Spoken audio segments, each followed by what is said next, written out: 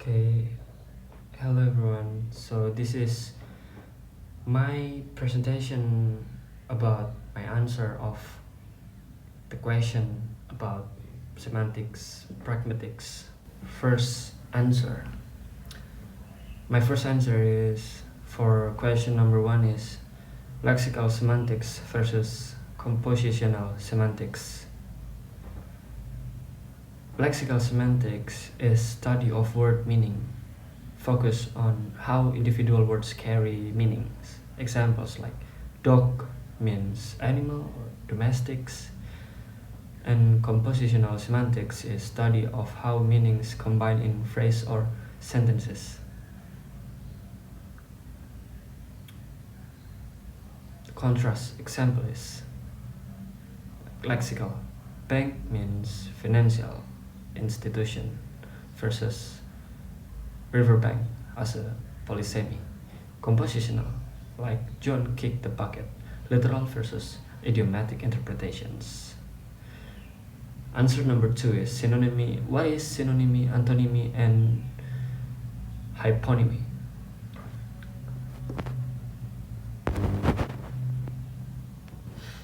Synonymy is a word with similar meanings like big and large. Rarely perfect synonyms nuances matter, like start and begin. And antonymy is opposite meaning types like credible, like hot and cold, complementary, alive and dead, relational, like buy and sell. And then hyponymy is hierarchical. Wait.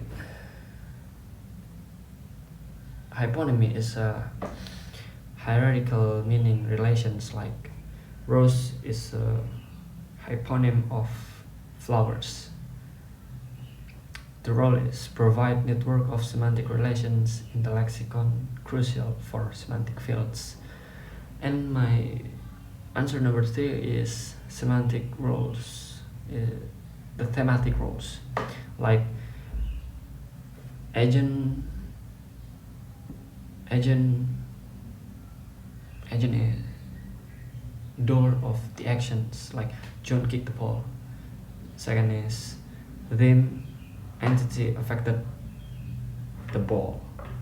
And then experiencer is filler, like Mary heard the music. Instrument means he cut with a knife.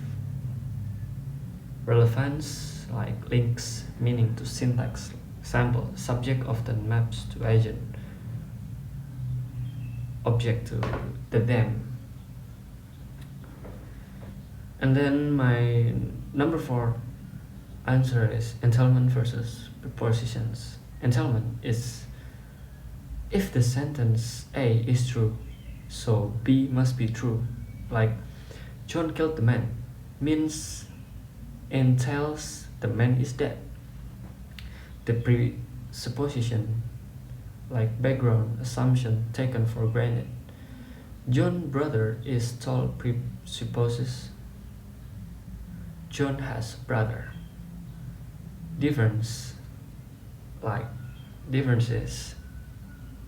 Presuppositions survive negations. The entailments don't.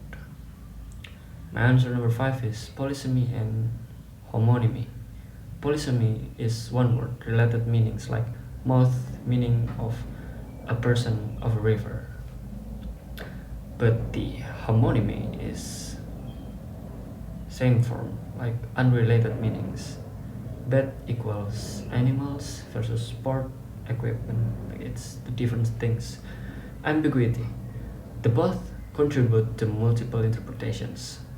My answer number six is prototype theory versus classical categorizations.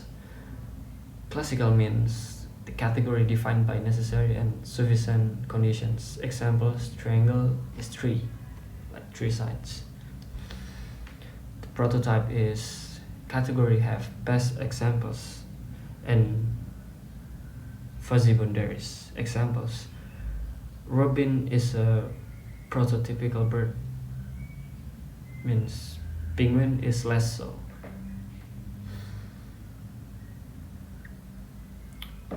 The comparison is prototype allows gradient memberships, like classical is rigid.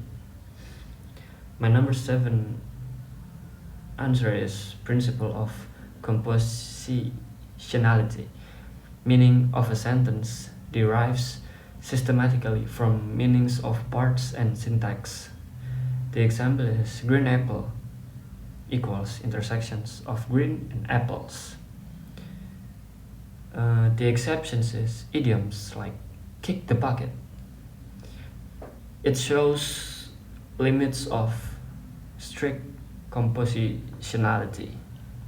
And my answer number 8 is semantic fields and lexical sets. Okay. Semantic field is group of words sharing conceptual domain, like colors means can be red, blue or green. Lexical set is related words within a field that contrasts. Examples like kinship terms meaning father, mother or uncle. The function is organized vocabulary reflects cultural categories. And my answer number 6 is deixis. Words whose meaning depends on the context types, like person, I, you, we, spatial like here and there, temporal like now and then, discourse as mentioned above, social honorifics like the Japanese said san for some male older than us, to show respect, of course. My answer number 10 is Greece cooperative principle. Communications guided by maxims. Quantity means enough info. Quality is truthful. Relations means relevant. Manners means clear. But the floating is breaking maxims deliberately to imply meaning, like sarcasm or irony. Example, lovely weather, like you say lovely weather in a storm. It's floating quality. And then my answer number 10 is Greece cooperative principle, communication guided by maxims too, of course.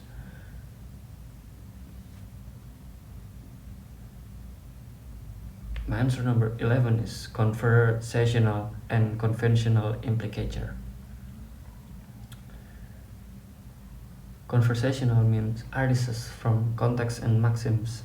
Some student past means implicates not all of the students. Conventional means tied to specific words but signal to contrast regardless of the context. My number 13 answer is preposition in pragmatics.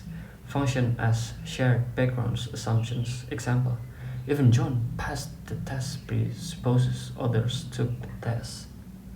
It's important to coherence in conversations. My answer number 14 is context in pragmatic, meaning context shapes interpretations. Like linguistic means previous utterance, physical is time and place, social is relation like politeness. The example is it's cold in here equals to complaint or request or statement depending on the context.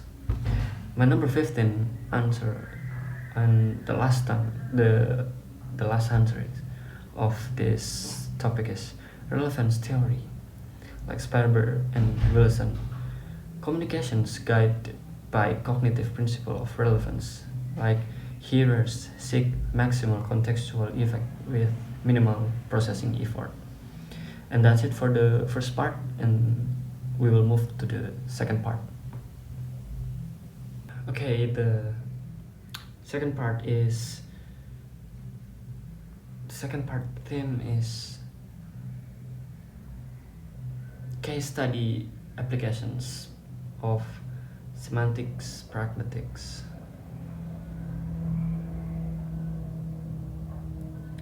The answer number 1 is ambiguity After death, whose death? The miner's own. It's nonsense or someone else. Plausible. It's lexical and structural ambiguity. Number 2 is the bank is full. Lexical ambiguity.